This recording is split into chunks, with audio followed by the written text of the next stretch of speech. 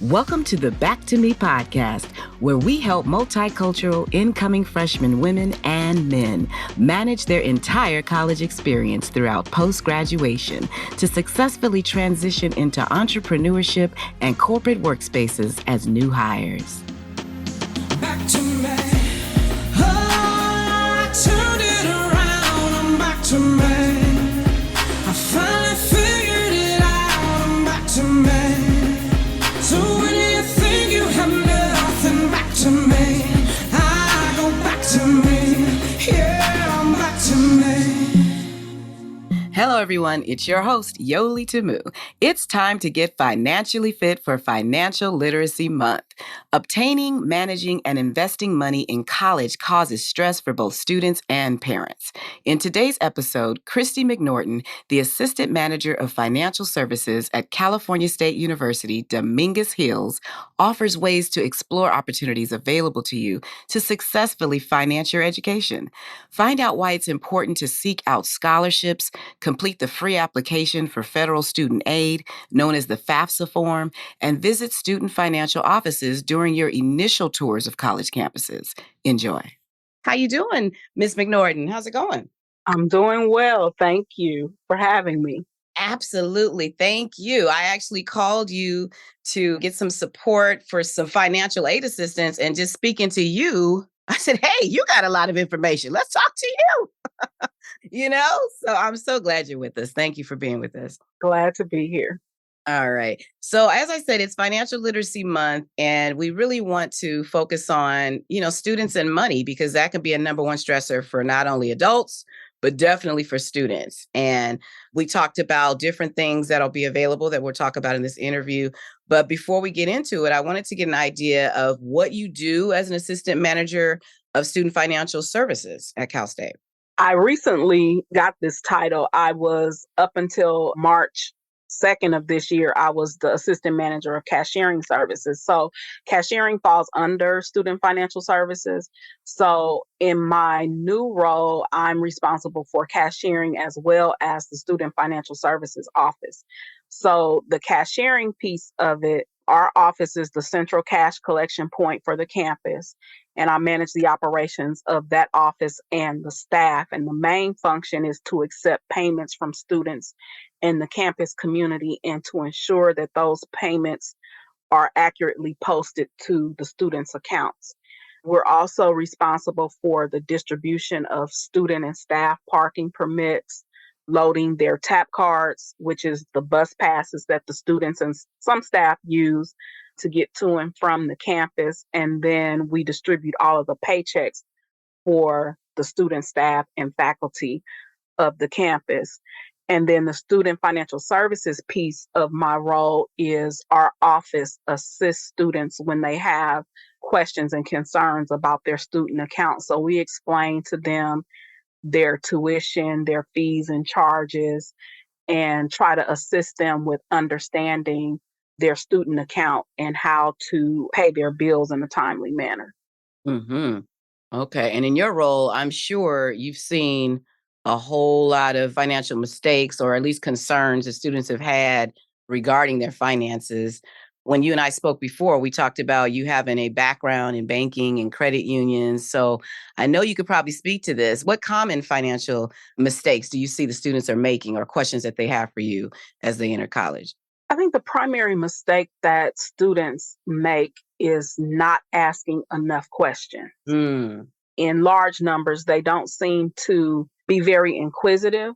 So we have to hold their hand through the financial process. So I think the mistake that they make is just not exploring opportunities to finance their education outside of student loans and whatever resources their family has. I think they pass up multiple opportunities for outside scholarships, and not exploring those options leaves a lot of students with unpaid balances, and then they're not able to register for school for the next semester. So I think the biggest mistake that they make is not asking enough questions and asking those questions to the right people. So I think it's important that they get to know the people in the financial aid office, and even before they get to college, using the college office at their high schools and making sure that they take advantage of the college advisor that is on their campus and becoming familiar with the financial aid process, especially while they're still in high school. It's interesting you brought up not even pursuing scholarships because I've heard that before. And different reasons that I've heard is that they think it's a long process, it's a lengthy process to complete a scholarship. Have you heard that about completing scholarship applications? What I tell students who come into the office is get a good general 3 to 500 word essay. Typically, most scholarship applications ask for the same information. Give me a reason why you should receive this scholarship, or what are your educational goals and what are your career objectives. And if you can write a concise essay on that, something that you can add to or take away from just to fit the requirements of that particular scholarship application, it's not as problematic as people think that it is. Just a simple essay, and you almost could use the same one that you use with college applications. When you have to write like a statement of intent, that basic essay is enough to get you a lot of scholarship opportunities. You said 3 to 500 words. That's not a lot. That's a couple No, paragraphs. it's not very long at all. A couple paragraphs explaining, giving a little overview of who you are, where you're from, what your goals are educationally, and what you want to do ultimately in your career, and how that scholarship will assist you in making those goals a reality. Mhm. Now, your office wouldn't have those scholarships, would they? They would have to go to which office to really find them on the campus, or is that possible? We don't have that information in my office. Financial aid does have scholarship information, but there are scores of resources online.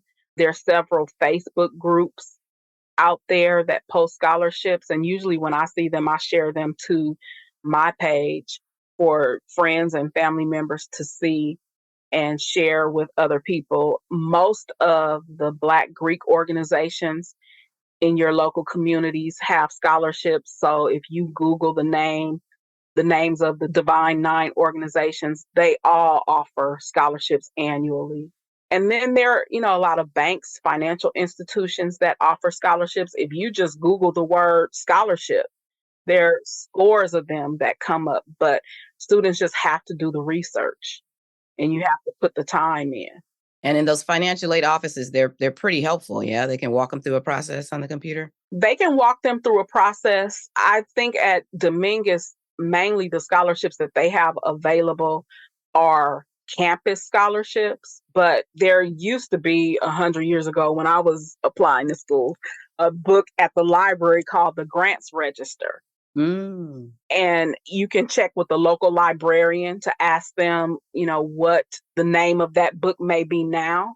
But it's a book about as thick as an encyclopedia, and it just lists organizations that offer scholarships. The NAACP offers scholarships. You can go to the United Negro College Fund's website, and they have lists of scholarships there. Now, a lot of those you have to use at an HBCU, but then it links you to other scholarships that you can use at non-HBCUs as well. So it requires a lot of research, and I would suggest to parents, make it a family activity. You can start in ninth grade. Some of them begin awarding scholarships that early to college-bound students. Of course, they wouldn't release the money to you, but you can apply for them that early. It's not a lot that start that early, but the money is there. And then, as you get closer to your senior year and closer to becoming a freshman in college, there's more options out there and available to you. This is so good to hear. And I keep hearing it more and more. People are preparing 4 years, even 6 years ahead of time before they enter college. So this is definitely a conversation that should be happening early, early. Yes, very early, earlier than it does happen. This is so good. Because I was going to ask you, how should parents and students prepare to be financially ready for college. So are there other ways besides scholarships to prepare? Well, every student entering college should fill out the FAFSA form every year, which FAFSA is an acronym for Free Application for Federal Student Aid. This year's deadline is June 30th, and I think the deadline is pretty consistent annually, but that application needs to be completed every year, and that determines what your eligibility is for federal and state aid. Okay. You recommend that even if they're not going to use the aid, they should at least get the form completed? They should get the form completed because it opens the door for them to receive federal Pell grants, different state grants, and any aid that the college they're attending may offer as well.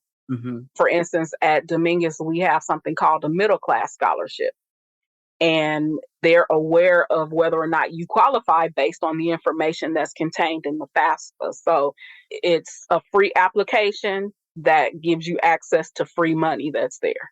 Excellent. And everybody can use some free money. Right. The reason I bring it up is because sometimes people say, oh, well, I don't need to apply for that. That's for people that, cannot afford college. They say things like that. And it's like, even if you have funding, this is additional funding. Why not? Right. It's additional funding. It's free money that's available. And then it also determines your eligibility for loans if that's the route that you're going to take. And it's also important to complete because if there are multiple children in the family, as well as if the parents are attending school, your family dynamic can change based on any number of factors. The first student from a family in college may have an eligibility amount of A. And then, 2 years later, the brother or sister is in school now. So that changes the dynamic for all of them. So it's very important to fill out that form. Don't take for granted that you do or do not qualify. Just complete the form. And if you don't qualify, you don't qualify, but you may qualify for much more than you thought. Mm-hmm. So it's very important to not skip that process. And how do you feel about the 529? How far in advance should a parent be thinking about 529 plans? Can you explain what those are? 529 plans are plans that parents contribute to over time. And sometimes there's matching ability from states. Some states have a matching program where they will give students a certain amount of money related to it. A lot of parents start the 529 plans when their children are born. And I see many of our students paying their way through school with the 529 plan proceeds that their parents set aside for them. And a lot of them, their entire education is financed through a 529 plan. I think that, I don't know if it happens, but I think it would be a good thing for pediatricians' offices to have brochures about 529 plans so that parents are thinking about that early on. Right. Because if you find out about a 529 plan when your child is in the 10th grade, it might be too little too late. But if you find out about it, when they are going for an immunization when they're 2 or 3 years old, and you say, hey, $50 a month or $50 a paycheck set aside by the time my child is 18 in 16 years, that's going to add up with interest. So the earlier you start with the 529 plans, the better. But I think it's also important that parents become familiar with the college advisor at their child's school. And if their child's school doesn't have a college advisor, then their high school advisor. Speak to that person and find out, what is it that I need to do to help my child get to this point? What are the deadlines? Help them through the process so that you're not shocked when something that you expected to happen doesn't happen. Right. I think it's so powerful that you said, reach out to your pediatrician, to see if there's some brochures in there about 529s, or maybe they should start thinking about incorporating that in their offices. That is such an excellent suggestion. Wow. Wherever there would be a high concentration of parents of young kids. Mm-hmm. Mm-hmm. So, my first thought would be the pediatrician's office, but maybe, part of that packet that goes home with the kindergartner Right. could contain that information, or a Head Start program, something to put the word out there.